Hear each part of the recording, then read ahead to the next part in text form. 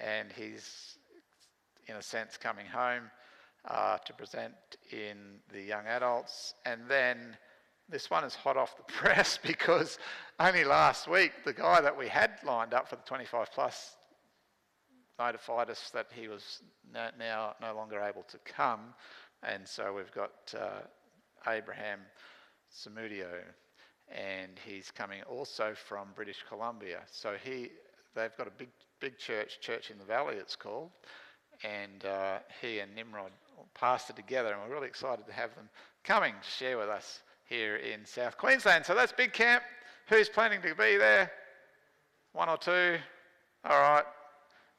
If you can't camp and can't spend the week, many people can't get time off work and so on, but if you can come up for the evening or at least come out for the Sabbaths, you'll be very welcome, and you'll find it a tremendous blessing.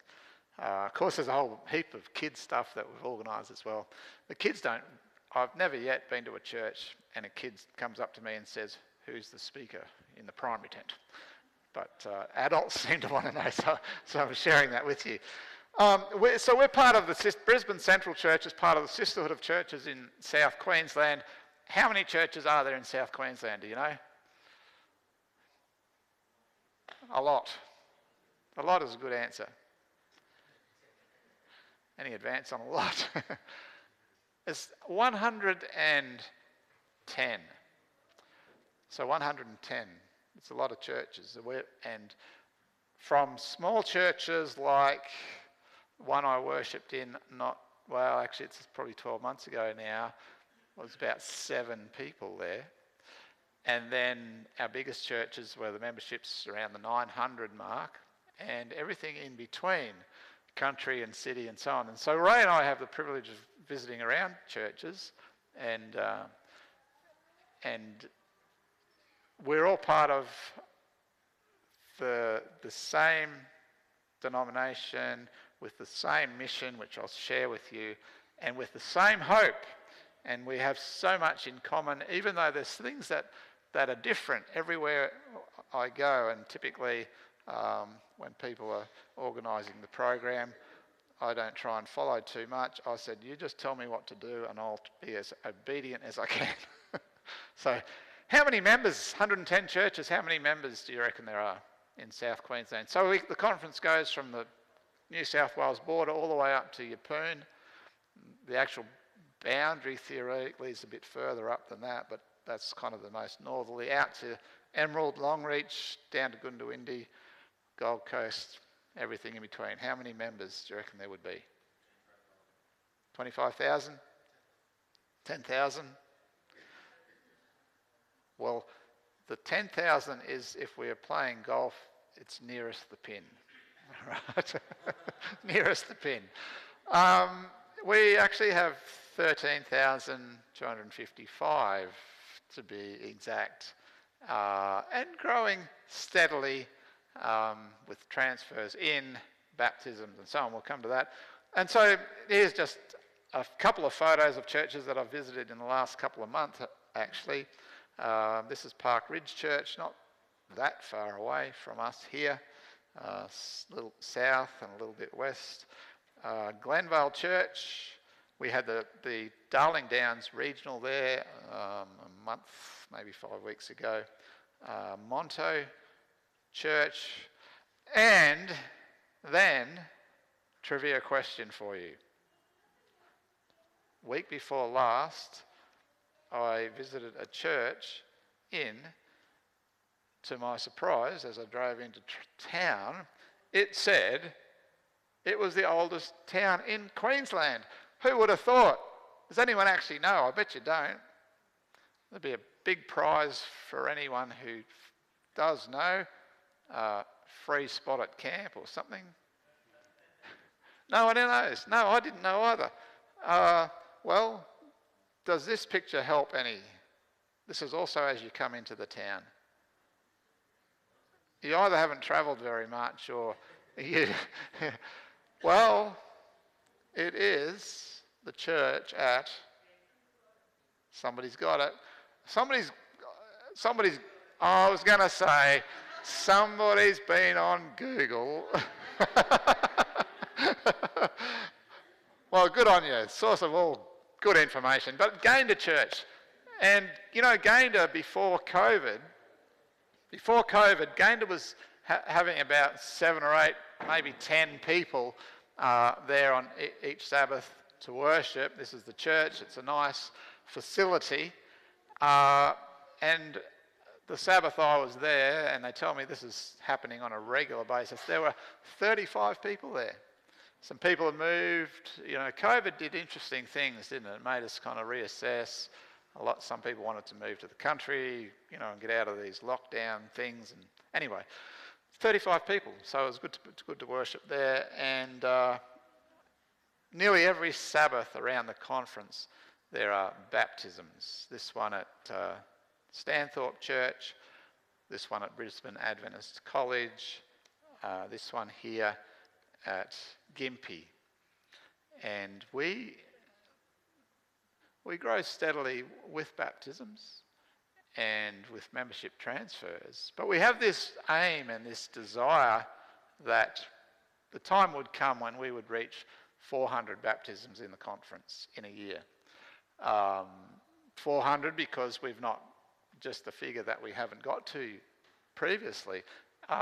If we have a really good year, we're up in the low 300s, 320, 326 I think was the highest we've had. And so we keep striving because we have a mission. We don't do church just to run a social club. We don't do church just because we haven't seen each other and we want to greet each other, although fellowship is an important part of church. We gather together to encourage one another, and all the more as we see the day approaching, as it says in Hebrews. But we gather as well because we have a mission. What is the mission?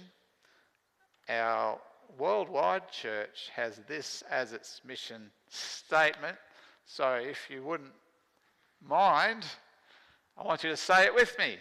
So our mission is to make disciples of Jesus Christ, who live as his loving witnesses and proclaim to all people the everlasting gospel of the three angels' messages in preparation for his soon return. That's our mission. It is to make disciples.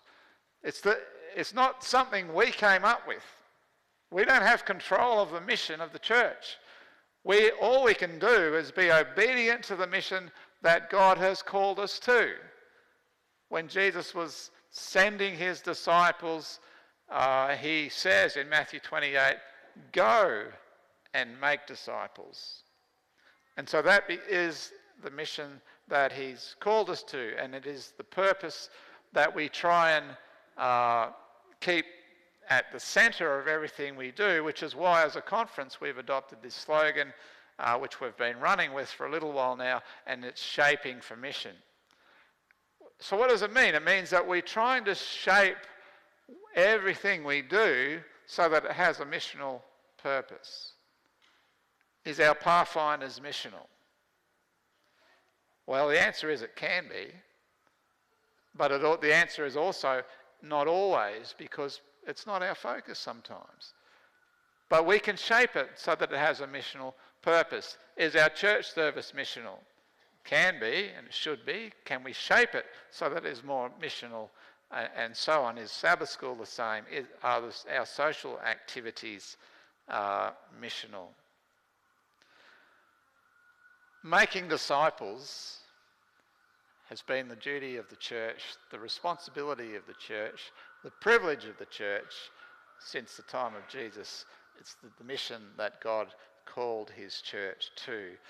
So we have to say, what is a disciple?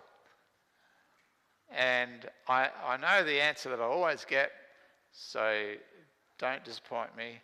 A disciple is somebody who... I've just set it up as a trick question, right? So you're not going to get... No, we're not saying a thing because we know where this is going to go. Somebody who follows Jesus. It's what I hear all the time. And it's true. However, if we've got 13,255 members in South Queensland, my question is always this: how many of those are disciples? Is being a disciple the same as having your name on a church roll? Well, one would hope that having a name on a church roll means that you're a disciple, but it's not the same, is it?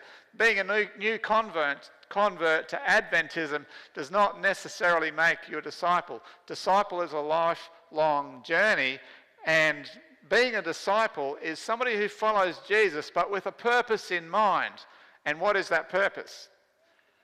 It is to try and be more like Jesus, to understand what he teaches, to understand how he treats people and why, to try and emulate him, to try and be more like him. And so discipleship is about following him so that we can take on board his values and his purpose and his way of living and understanding the way he wants us to be. Come unto me is my sermon title, A Call to Discipleship. Jesus calls his disciples in the New Testament with this word, come. He sees them down by the seaside with their fishing nets, and he says, come and follow me. And this very word, come, takes us to the heart of the gospel and takes us right to the heart of God, that he would call you and that he would call me to come and follow him. Because here we are, sinners, wayward, aimless sheep, sometimes the scripture speaks about us as, and here is a God, a holy God, a creator God, a righteous God who is looking for a world that's lost in sin, looking for people, and he's calling us to himself and saying, come, come. And there's one place let me rephrase that. If you said to me, what is the one verse that you think describes discipleship more than any other? There's only one place that I can think of where Jesus actually uses this expression, come, and then he explains what is then involved in this coming. All right, and it's this very much loved and favourite verse in the Gospel of Matthew. And he says this, come to me. Now, just before we read it, so he's been speaking to his disciples, and now it seems, as you read through Matthew chapter 11, that he's speaking to a broader population. So he's called his disciples individually, but now he speaks to a larger crowd of people, and he calls them all to come. And he says, come to me, all you who are weary and carry heavy burdens, and I will give you rest. And take my yoke upon you, let me teach you, for I am gentle and humble of heart. And you will find rest for your souls, for my yoke is easy to bear, and the burden I give you is light. There's an invitation, and the invitation is to come, and then there is a command, and that is to take my yoke. And I want to suggest to you that the invitation of Jesus always precedes his command. There's no point taking his yoke unless you've listened to his voice and come to him. You know, even in the Gospel of John, this business of coming is highlighted. For example, in John chapter 14 and verse 6, the well-known verse, I am the way, the truth, and the life. No one can come to the Father except through me. And then if you went back to chapter 6 of John, it says, anyone who comes to me, I will in no wise cast out. It's a beautiful thing that whatever you have done, whatever your circumstances, no matter how unworthy you feel or undeserving, when you come to him, he will not cast you out. And he calls you. Not only will not cast you out, but he calls you to come. But he is the way to the Father. Just yesterday, I was thinking about this last night, thinking about my sermon and thinking, just yesterday morning, Ray and I were at a cafe. Because sometimes as Christians, and particularly maybe as Seventh-day Adventists, we kind of like just have this assumption that everyone knows that the basis of our faith is in a person, in Jesus Christ. And we were sitting at a cafe and we got chatting to this lady who I reckon would have been maybe 80, late 70s. And she started telling us a little bit about her background and her experience. And she was a clairvoyant. Of course, I don't know whether I would have killed the conversation had I said, well, I'm a Seventh-day Adventist minister, so I wasn't sure whether to go there. I thought, I'm just going to listen to this, listen to what she has to say. And I can tell you some of the things that she actually said, but as I was thinking about it, this is entirely, like she channels, and she wrote a book which was channeled to her. She didn't say channeled by spirits, but of course that's the implications. She channels, and she does readings for people, which means, is it palm readings, is it tarot cards? I don't know, but she does readings, and she's also a healer. And, you know, we talked about where she lived and how long she lived there, and she was sort of on the move a little bit unsettled. And she talked about these scouts that were out to get her, and she says, this might sound strange to you, and you will probably think I'm mad, but this is my experience. I've been in hospital, I think she said a couple of times, because these scouts, I'm saying spirits, she said I was standing on the veranda and I was thrown, and it was where she was explaining it, from me to that wall, and it's about this distance to that wall there. I was thrown, and they're out to get me. And this had happened at least 3 times from her story. And I'm thinking to myself, am I going to think she's mad, or is this the reality of the realms of the great controversy that we deal with? And when we drove away, Ray said to me, that poor woman is tormented. And you have these words of Jesus, come unto me. Her whole experience was entirely subjective, entirely based on everything she feels and thinks and experiences. But the Christian faith is rooted firmly on a person of history who calls us to come to him, those of you who are tormented. You're weary, you carry heavy burdens. Come to me, I am going to give you rest. And when he says, I'm going to give you rest, it's a really strange shift when he says, now take my yoke upon you.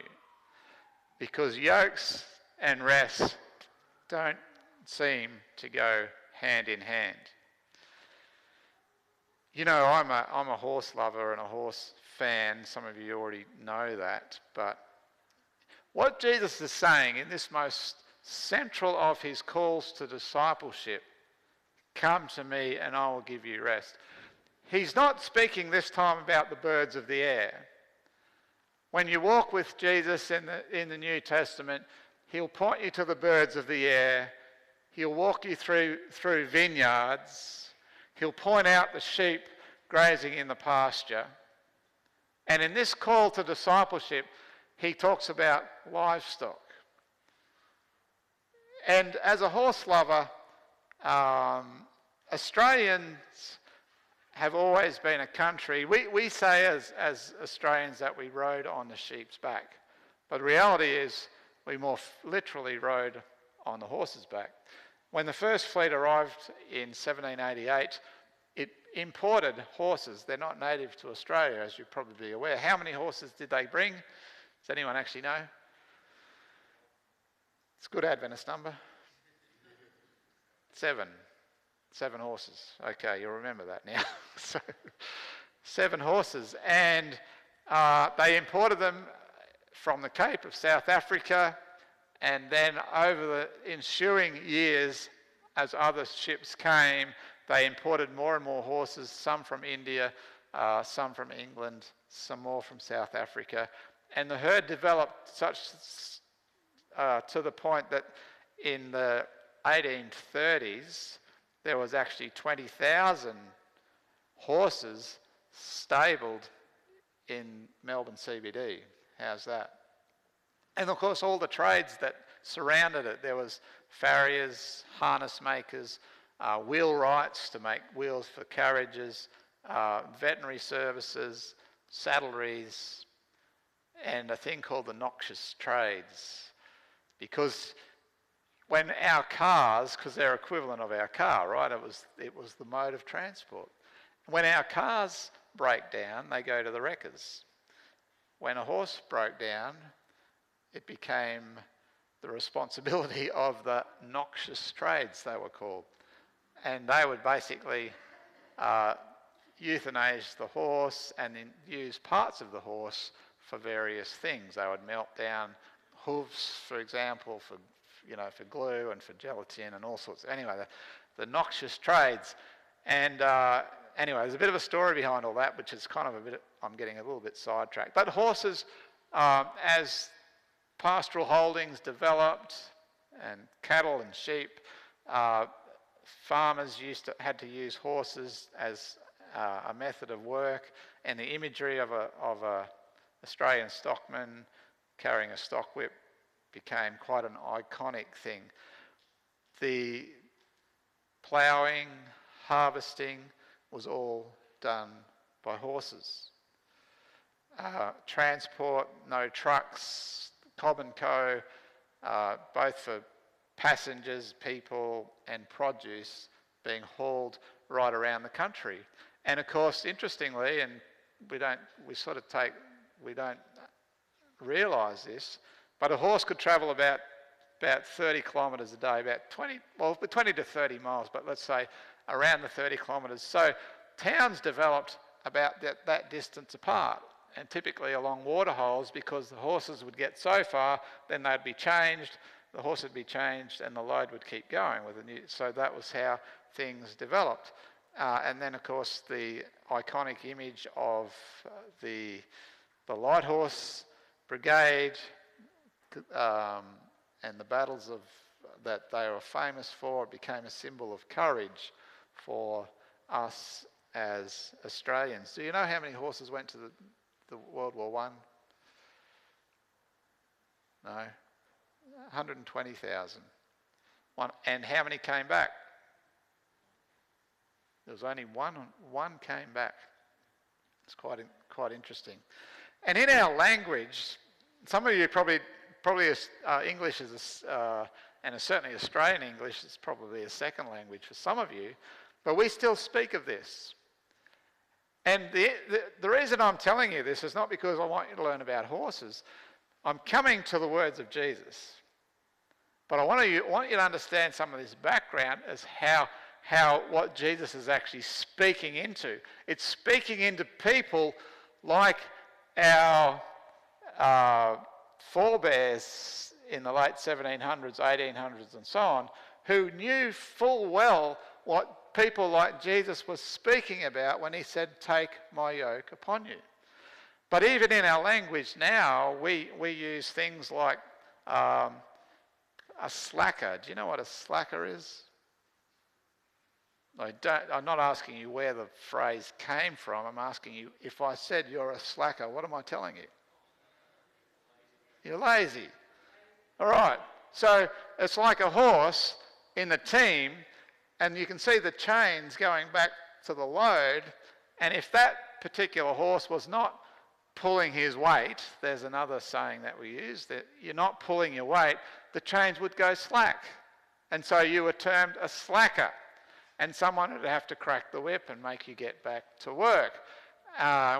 So some of our language comes from this as well. If we say pulling your weight, I've said that. Kicking over the traces, anyone heard that expression? If a horse kicks over the traces, it's not, and it's usually a young horse that does that. It means that you're trying to shirk your responsibility, and because the horse would kick over the traces, which are the chains, and they were good for nothing. And anyway, walking the straight and narrow was walking the furrow. The lead horse would have to walk the straight and narrow. And then there was this term, offsider. So a lead horse, the senior horse, if you are training a horse, and if you don't understand this, I don't think you're going to understand what Jesus is actually saying when he says, take my yoke. Because what we think, for example, is that Jesus is saying, here you are, there's the yoke, get to work. But what happens is a lead horse would be yoked or harnessed with a young horse that was learning the ropes. And it would become the senior horse's offsider. And you would always put a young horse with one who was gentle and humble of heart. You hear what Jesus is saying? Take my yoke upon you and learn of me. Learn from me. I'm pulling this load with you. I'm the one who is yoked with you. I am gentle and humble of heart. You are working as my offsider. You see the image that's coming, and we're just oblivious to it because we don't understand this kind of background. And he says, take my yoke upon you and learn of me. I'm gentle and humble of heart, because my yoke fits easily. Or my burden is light. Sometimes that different translations, but in the translation, the word Christos is, my yoke fits comfortably. Now get this. What did Jesus do as a child when he was growing up with his father? What was his trade? He was a carpenter. What do carpenters do? Well, it's slightly different, but they work with wood. And what we think of carpenters today is, I wouldn't say completely different from carpenters back in Jesus' time, but one of the key things, or a big source of a carpenter's income was building yokes. And legend has it, in a little town of Nazareth, there was a carpenter's shop. And I don't know, in my mind, as I imagine this, it was called Joseph and Sons. And legend has it, and this much I have read in commentaries, some of the others I'm making the associations from what I understand, but legend has it that if you wanted the best fitting yoke in the land, you would travel to this little town of Nazareth. And you would get Joseph and his Son to build you a yoke. We know that back in those times they had advertising slogans above their shops, just like we do today. And in my mind, I have this image of this little shop in Nazareth, this carpenter's shop, making its reputation of building yokes, and there above the door was the sign saying, "Our yokes fit comfortably." Jesus doesn't just pull this out of thin air. He knows he made a living out of this. You had a bad fitting yoke and your bullocks or your oxen would rub their shoulders raw, they'd get sore patches, but they had to be built so that they would be comfortable and that they would fit comfortably. And Jesus is saying to his disciples, "Come to me, take my yoke upon you, get harnessed with me, let me teach you. I'm gentle and humble of heart. You can be my offsider. My yoke is easy, and the burden I give you is light." And you'll find rest for your souls, because this is not a bit about you doing all the pulling and all the hard work, but it is about working with Jesus, allowing him to teach you. He's saying, "I've got this yoke tailor-made for you. It fits perfectly for you. And as you work alongside of me, you will learn the rhythms of grace. You will learn my ways." This is discipleship, brothers and sisters. Learning to be in harness with Jesus and to follow his commands, to do the work that he has called us to. I love this, the way that Eugene Peterson puts it in the Message. Are you tired, worn out, burnt out on religion? I don't know about Brisbane Central, but I talk to people from time to time in my role, probably too frequently, who are tired, worn out, burnt out on religion. All the demands, all the pretense, all the expectations, and it gets hard to bear. Living up to expectations, and you can easily become very legalistic about it. But if you're tired and burnt out on religion, come to me, get away with me, and you will recover your life. It says you will find rest in the original translations. And I often think, is he speaking about Sabbath rest? And all I can say is I doubt very much that he is excluding that. It's a very significant and important part of the rest that we find in Jesus, but it's more than that. And just for those that might be a bit interested, that after this passage here in Matthew 11, as soon as you get into Matthew 12, guess what the issue is? It's about how you keep the Sabbath. So I can see that there's some connection to that as well. But get away with me, you'll recover your life. I'll show you how to take a real rest. Walk with me and work with me. Watch how I do it. Learn the unforced rhythms of grace. I won't lay anything heavy or ill-fitting on you. Keep company with me, and you'll learn to live freely and lightly. It's my prayer for us that we will take this call to discipleship seriously. That firstly, we will come to Jesus, and he gives us rest. We don't earn it. There's nothing we do that warrants it, but he gives us that rest for our souls because He knows we need it. And then he says, now take my yoke upon you. Remember, I'm a carpenter. I built these things. I know what a good yoke looks like. And as you take this yoke that I've made for you, wear it proudly. Work alongside me as my offsider. And we will be about the Father's business, learning the unforced rhythms of grace.